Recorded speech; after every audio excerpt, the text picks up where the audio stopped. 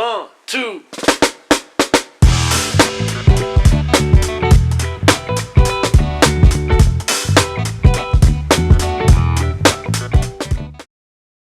Today, I'm going to go through my 2-section recovery routine that I do. Now, I only do this recovery session around 1, maybe 2 times a week. It depends really on just how bad of a shape I'm in. No, I'll still do it 1 time a week for sure, always. But if I really do need it, I will go and do a second session for the week. But it has a stretching section and like a mobility, rehab, prehab. So those are the 2 sections I'm gonna break it out into. And we will get started off with today. I'm just gonna go through the mobility, rehab, and prehab section. And then I will go into the stretching section at a later time because I'm a little bit short on time today. And I already did the workout, I just didn't film it because I didn't charge the camera battery. Anyway, we got a total of 8 different workouts that we're gonna be doing today for the mobility / rehab / prehab section of this recovery routine. I normally do this all together as one thing. I start off with the stretching section, and then I go into the mobility, prehab, rehab, etc. But because I'm short on time and because I already did this workout, I'm going to just do the mobility section for today, and then tomorrow or the next day after that, I will do the stretching section on video. So let's get right into it. First up, we've got the plantar fascia rollout. Basically, I use a cold spiked roller or lacrosse ball or tennis ball, whatever one you have, whatever one you prefer, and you just roll out the bottom of your foot.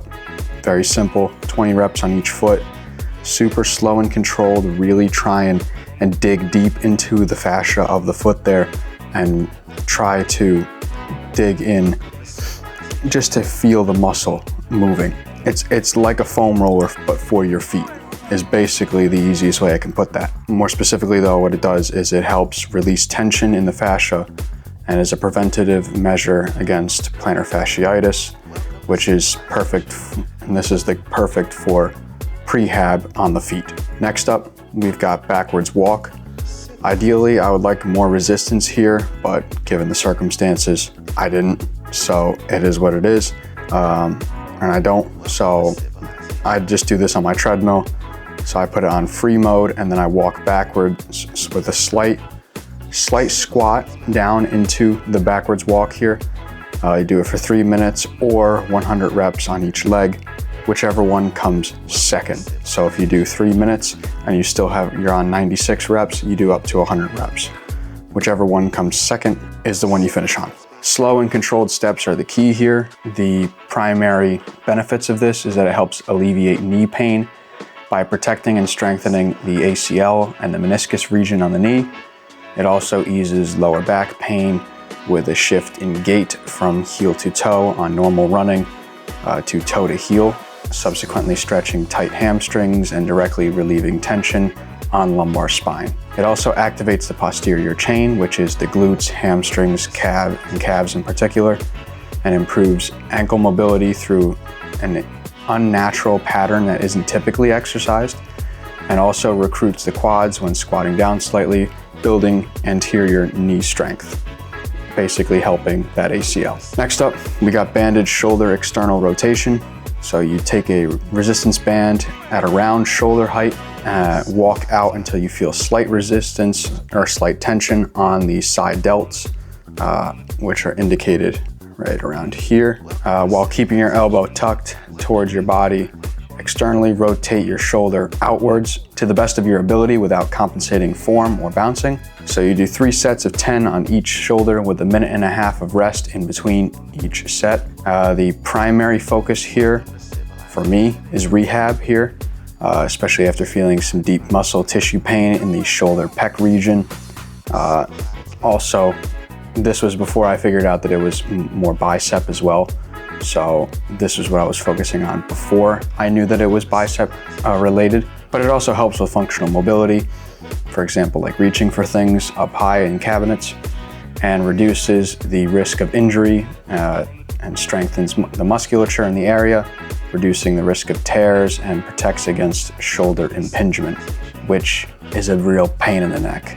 If you've ever experienced shoulder impingement, you're gonna wanna make sure that you're doing these so that you do not get that again. Next up is bandage shoulder internal rotation.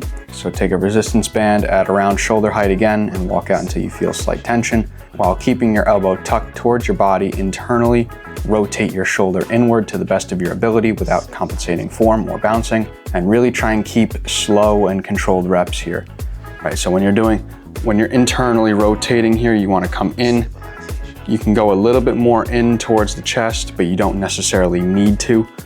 This is really just for the stretch there, to really feel that deep stretch, and then you're closing it in. Okay, so 3 sets of 10 on each shoulder with a minute and a half of rest in between sets, same as the last time with the external rotation. Benefits here, really for swimming, because swimming requires a strong range of motion, so it helps avoid injuries like GERD, this is gonna be difficult for me to pronounce, but I'm gonna try and pronounce it to the best of my ability. Glenohumeral internal rotation deficit, which is also depending on the explosive strength of internal rotators to generate velocity. During powerful movements, the principal internal rotators, the pectoralis major, the lats, and subscapularis muscle of the rotator cuff cooperate to compress and support the ball and socket joint.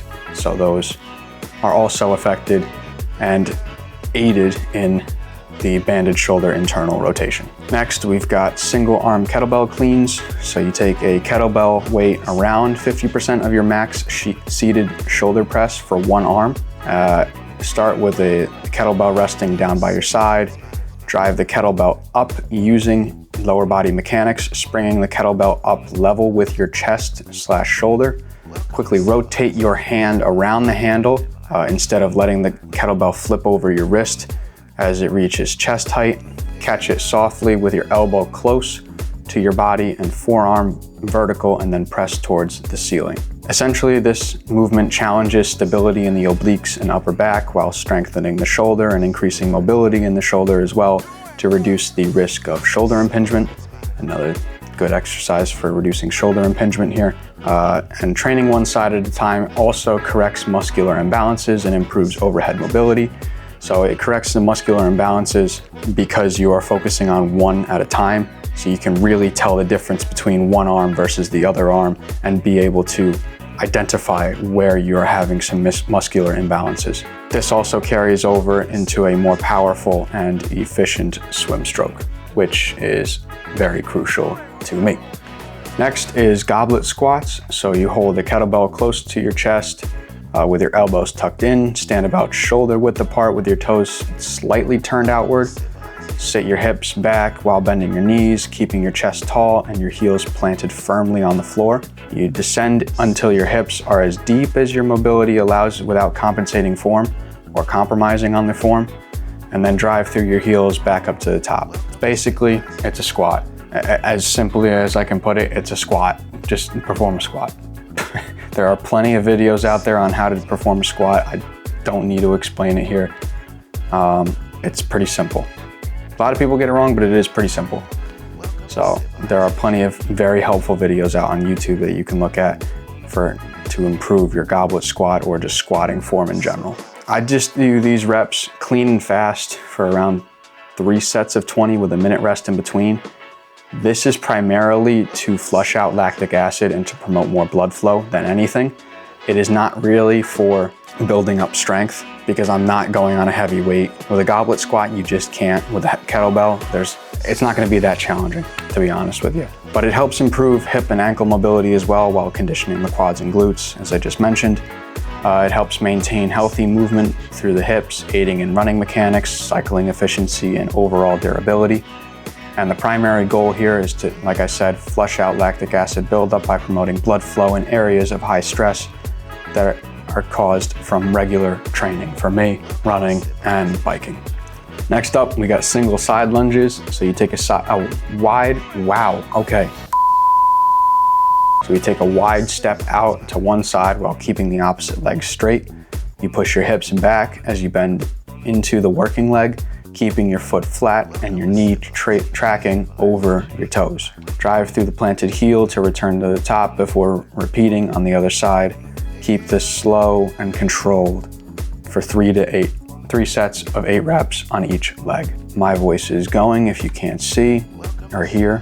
You won't be able to see it. Anyway, these will help strengthen the glutes, the adductors, the abductors, and hips while improving mobility in the groin and hip region. This also builds strength in the frontal plane, stabilizing the knees and pelvis, reducing injury risk in the groin region, and improving mobility and overall flexibility. All right, last up here, we've got ankle flexion and extension. So you move your ankle slowly through its full range of motion, alternating between pulling your toes towards your shin and pointing them away from you and then moving them from side to side. These are all different movements, 4 in total here. Don't force the movement and minimize compensating by moving your full leg.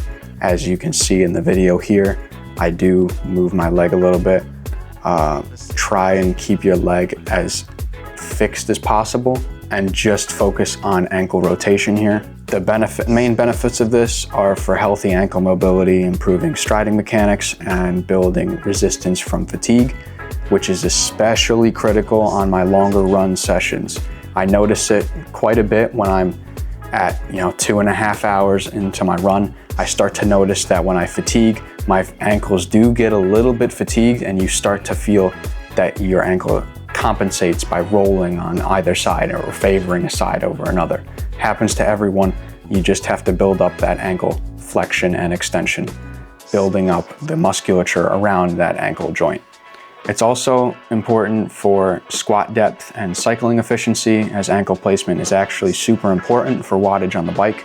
As I figured out actually when I was getting bike fitted, your placement of where your foot is and how much your ankle can flex is actually really important to determining how much power you can actually put down on the bike.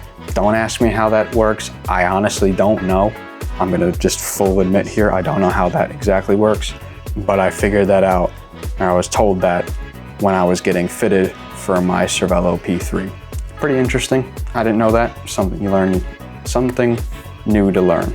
Anyway, it also helps reduce unnecessary stress on the hips, the knees, and the low back while lowering the risk of common overuse injuries, running in particular. And that is the mobility prehab and rehab section. So you can also put in stiff-legged deadlifts or calf raises to promote more blood flow in those regions for the hamstrings and the calves in particular, but it's not necessary, really, to be honest with you. The goblet squats honestly aren't necessary either. The only reason why I do them is because I feel the most buildup in that area, in my quads, in that quad region. So I just do them and I throw them in there. If your calves hurt more, it might be a good idea to throw in some calf raises to build up a little bit of strength in that area and also flush out lactic acid. It's different for everyone, so I didn't include those 2 exercises for that reason. I'm just including what I do personally for me. That's what I do for my mobility and prehab rehab of my recovery routine. Okay, welcome back everybody. This is 2 days later from the first section that we did, which is technically the second section that I do. But like I explained before, I already did that section.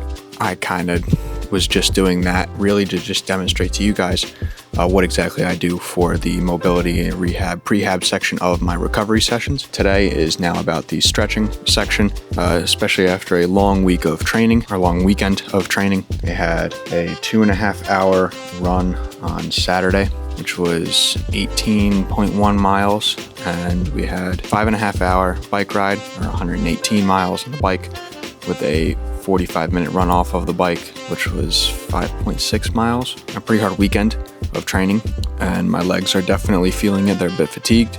So we're gonna get into a little bit of stretching now, and I will also do the mobility rehab and prehab stuff as well.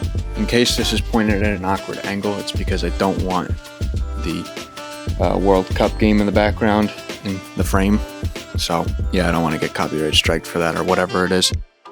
Anyway, we got 9 different stretches to do today.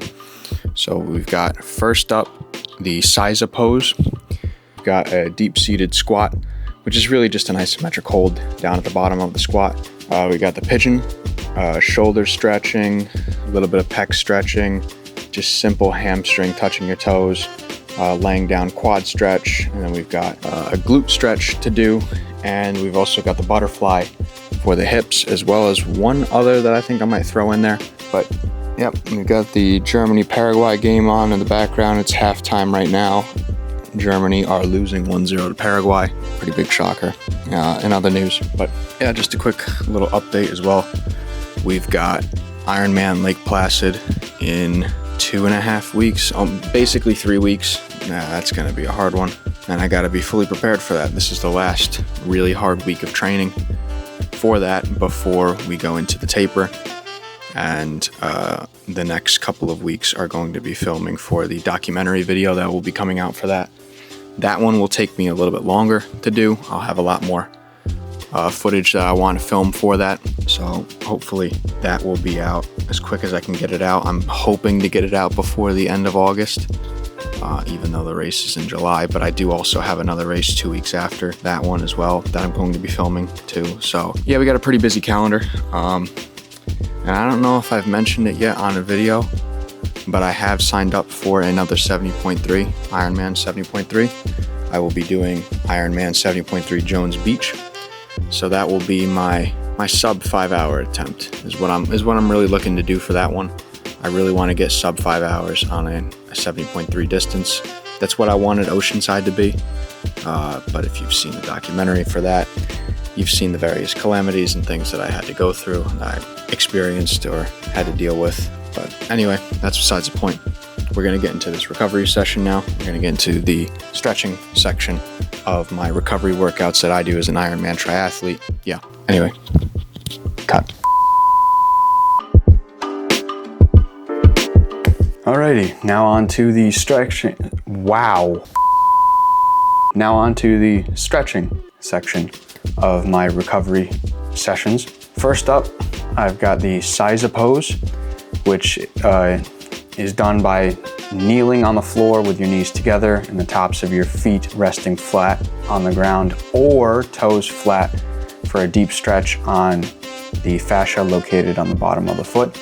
Slowly sit your hips back onto your heels while keeping your chest tall and your spine as neutral as possible.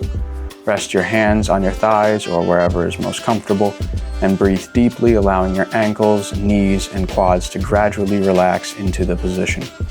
Only go as far as you can comfortably tolerate, plus a little bit for an extra bit of progression. Hold this position for roughly 1 to 2 minutes, 1 to 2 times. This pose improves mobility in the ankles, the knees, and feet, as well as the quads and hips when progressed further by leaning back more. This will help with things like squat depth, run mechanics, or your gait, and reduce the risk of plantar fasciitis too, especially if you put your feet down or your toes on the ground rather than your foot flat down, making it an excellent choice for all athletes. So everyone should be doing this. The person who I got this pose from was Strength Side, so big shout out to him. He's really good for this type of thing as well, for really just getting overall mobility and flexibility, as well as just general well-being as a human, frankly. He's really, really good. I've learned quite a lot from him actually too. There's another one I've got in here that's from him as well, which is the pigeon, which we'll get onto in just a minute. But first, before that, actually, we've got the deep-seated squat. So you stand with your feet slightly wider than shoulder width apart and your toes slightly turned outwards, basically like you're gonna go for a squat. Lower yourself into the deepest squat you can maintain while keeping your heels flat on the floor. Keep your chest lifted and gently push your knees outward for an extra stretch on the groin area, and hold this position for roughly 1 to 2 minutes again, 1 to 2 times. Holding this deep squat really improves mobility in the hips, ankles, knees, and lower back while reinforcing healthy movement patterns for daily mobility and flexibility. This is also really good, especially if you sit down a lot throughout the day. Your hips get really tight from just sitting down because they don't actually work that much while just sitting down. So it's really good to do this and to open up the hips a bit, to also correct that bad posture that you could potentially have, but also from just sitting down for so long throughout the day. This also translates into a more efficient running gait, improved force production on the bike, better range of motion for reducing injury risks, and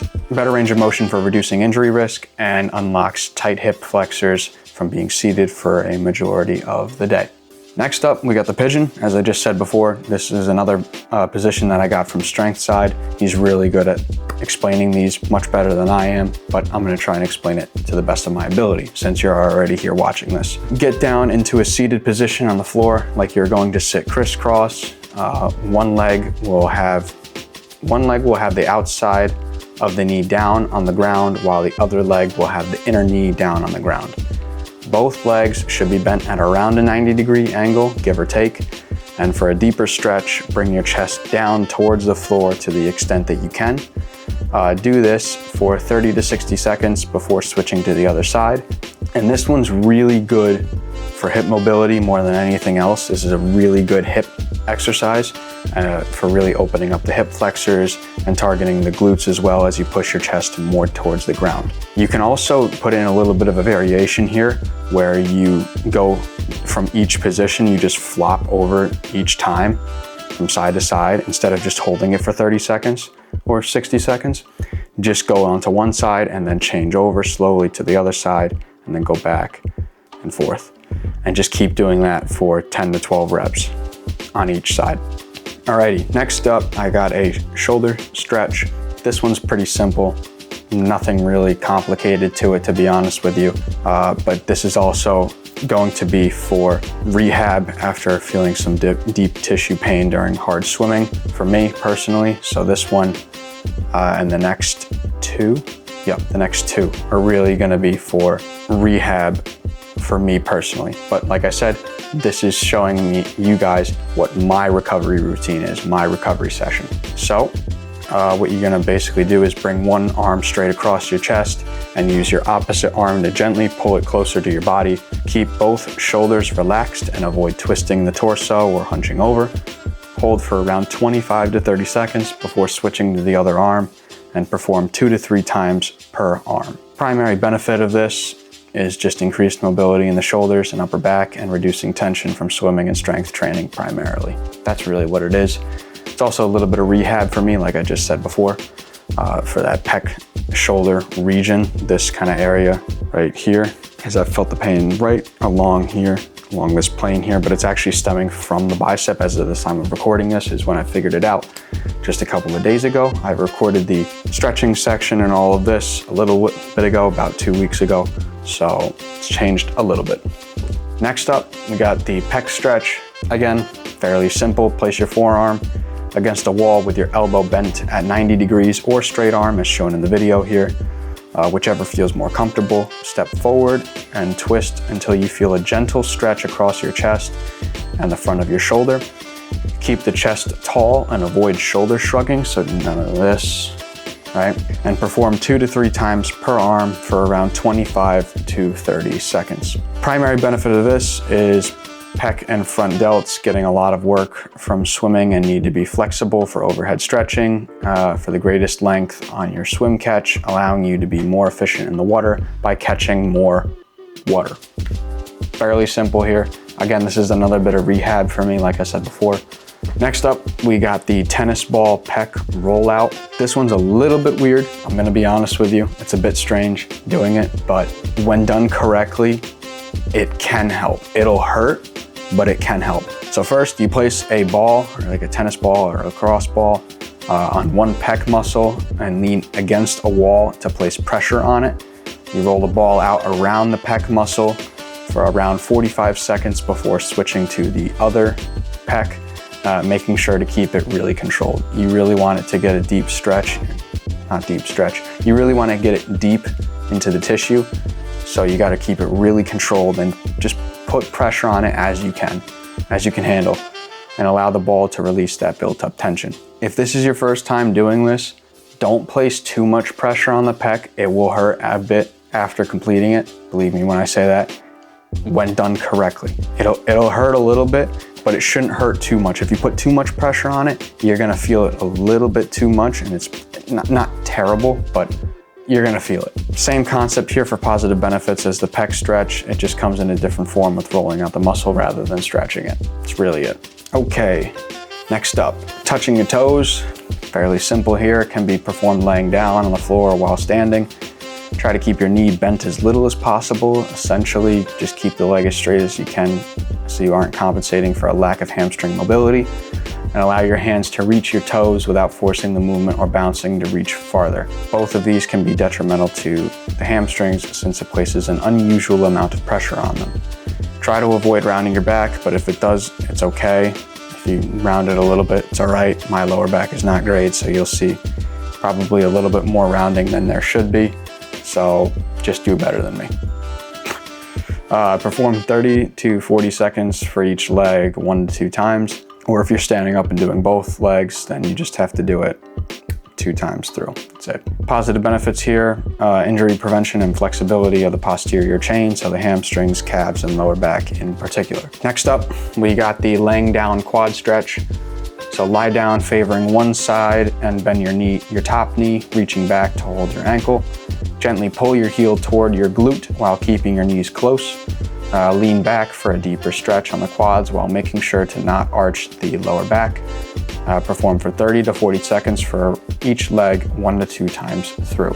This is basically just this quad stretch, but it's a little bit more taxing on the quad when laying down because you're basically using gravity to your advantage. You can lay back down more and you're putting a little bit more stress on the quad. Primary benefits here, quads and hip flexor mobility, flexibility since they can be shortened significantly from prolonged periods of repetitive cycling and running. So basically just doing the same motion again and again and again can make them super tight. It restores normal hip extension, making running and cycling smoother while reducing stress on the knees and lower back due to tight hips and quads to develop worse running form. Alrighty, 2 more now. So next up, we've got the glute stretch. So from a plank position, bring one knee forward to behind your wrist while keeping the other leg extended straight behind you. Keep your hips as level as possible and slowly lower your torso to the floor. Perform 1 to 2 times on each leg for around 30 seconds each.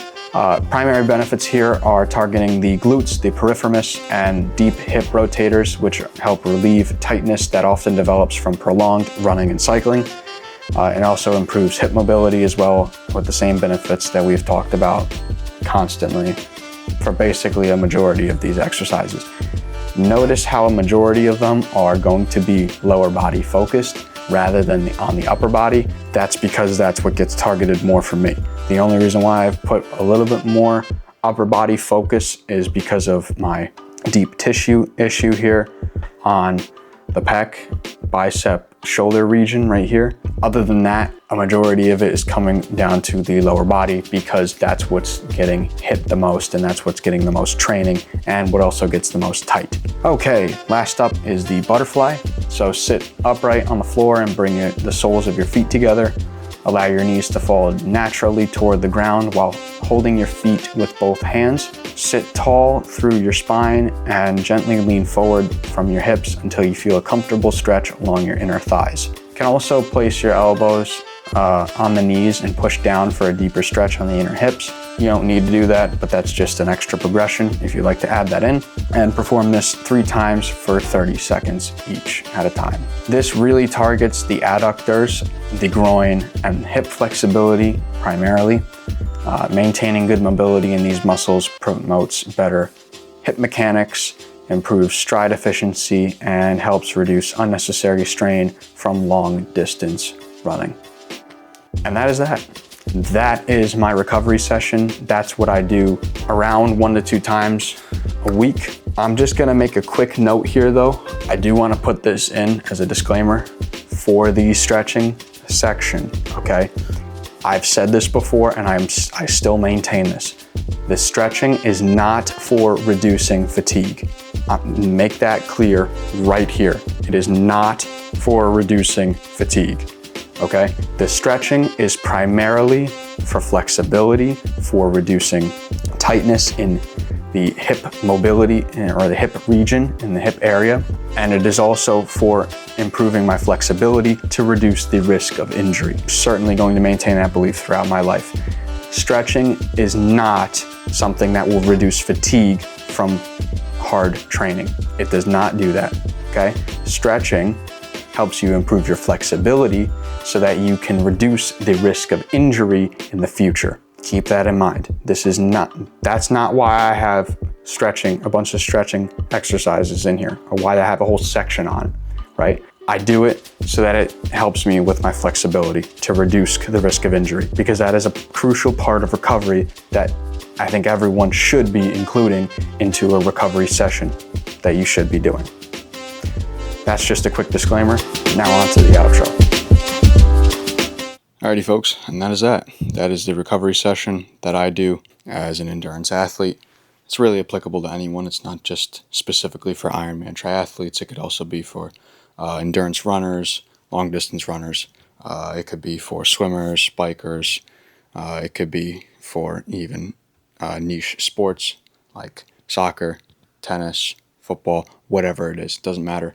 It could be used by any athlete in any domain. You really just interchange and you do what you need more of. Like as a soccer player, you're going to be on your feet more. You're going to need a lot of ankle mobility and a lot of hip mobility. So you work on those two things. If you are tennis related, then you would focus more on the upper portion of the body. You'd focus more on the pecs, the shoulders, the triceps. You'd focus more on that area. But that's really it. That's what I have for today. That's my recovery routine. That's what I do. I do this session, like I said before, about 1 to 2 times a week, depending on recovery needs and how I'm doing with the rest of my recovery procedures, whether that be through my nutrition, through my sleep, or through other external recovery garments that I use, such as the recovery boots, the massage gun, the power dot, so like an electric stimulator, and things of that nature. I use those interchangeably. I most frequently use the recovery boots, the compression boots. I use those by far the most. I try to use those at least once a night for about 45 minutes to an hour now. It depends. Usually it's around 45 minutes. But yeah, I always like to get in those. It gets good. It promotes good blood flow through the legs. But this session is just one part of my entire recovery process that I do. Right, so this one session that I do is not necessarily the end-all be-all of my recovery. It's not the only thing I do. Right, this is something I use as a supplement, as extra recovery that I need, and especially after this weekend of training, I needed that very much. So that's why I did this session. And there's some weeks where I might not even need to do it. Right, it's a good habit to do it, of course. With opening up the hip flexors and just increasing overall general mobility, but it's not a necessary requirement in terms of from a recovery standpoint and reducing fatigue and flushing out lactic acid. So it's all part of my recovery process is what I'm trying to say, right? This is just one component of it that I'm sharing with you. This is my recovery session that I do downstairs here in the gym, along with many other things that I do for my recovery.